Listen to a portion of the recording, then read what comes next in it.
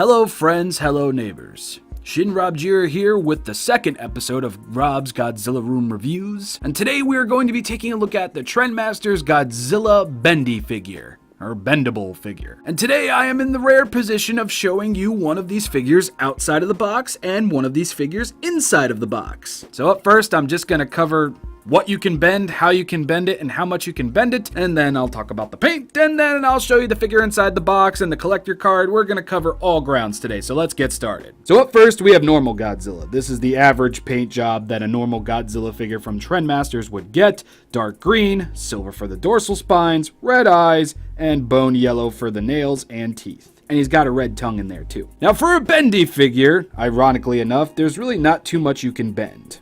You can bend the arms back pretty far. You could bend them in as well pretty far.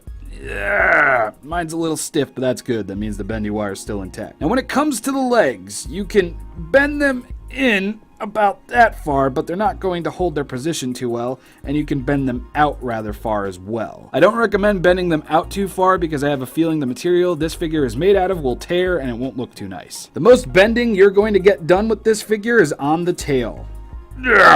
Just like that. Something that I thought was really cool about these bendy figures is that the tails are heavily segmented. Because that way, when you bend the tail upwards, they're not going to bunch up, get in their way, and it's not going to limit how much you can bend the tail. Pretty much proving that Trendmasters was way ahead of the game way back in the 90s, because I don't know any other bendy figures that did this, especially with their tails. And any bendy figure that I had in the past that had a tail didn't have this, and the tail would bunch up, and there would be little to no bendability in the tail except for the tip. But here with this figure, you can bend it in pretty much every which way, and you can have it nice and tight next to Godzilla's back, and it'll still look pretty good. And before we move on to the boxed figure, I wanted to take a look at Godzilla's collectible card.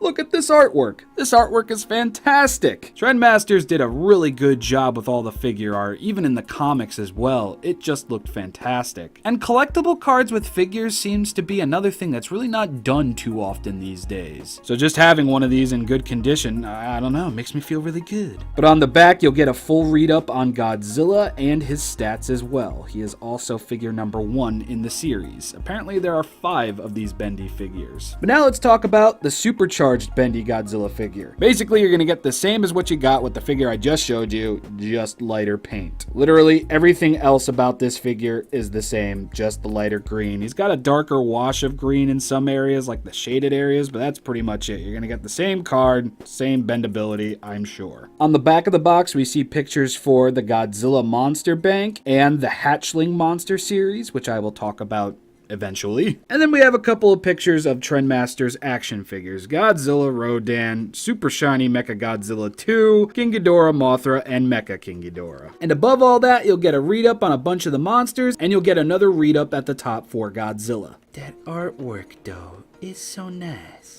Alright, I showed you pretty much all I can show you. Now I'm just going to show you a quick little size comparison so you can see just how big this figure is when compared to other figures. Here is our bendy Godzilla with the 1955 Godzilla from Marmot and the Roaring Godzilla from Trendmasters, which is my very first Godzilla figure. Yep, that's him. Still alive after all this time. Here's Bendy Godzilla with Golden Mecha Godzilla 2 and Molten Burning Godzilla from Trendmasters. And here is our Bendy Godzilla with Kiryu, Final Goji, Godzilla GMK, and Godzilla 2014. These are all candy trade figures. And then here is Bendy Godzilla with the Trendmasters Hatchling Godzilla. And that is pretty much that. When it comes to the bendable Godzilla figures, I'm really not super crazy about them. Originally, a friend from New York sold these to me, and they were both boxed. I just took this guy out of the box because he seems to be the easiest one to find out of the whole series, and I can just have his alternate version still in the box. The Trendmasters bendable figures, they're not something I really go out of my way to find. These are the only 2 bendy figures that I have from Trendmasters. I think the only way I would even consider getting more is if they're still boxed, because one downside to buying these figures used is that you don't know if the bendy wire is still intact within the figure. I mean, I guess it really doesn't matter because I don't find myself fiddling about with this figure too much. But again, I really don't plan on getting more of these unless they're boxed. But anyway, I have been ShinRobjira. I hope you enjoyed the second episode of Rob's Godzilla Room Reviews, and I will see you all next Saturday with another Trendmasters rarity. Well, It's not essentially rare, but it's in the box. One of them is, at least. Until next time, everybody.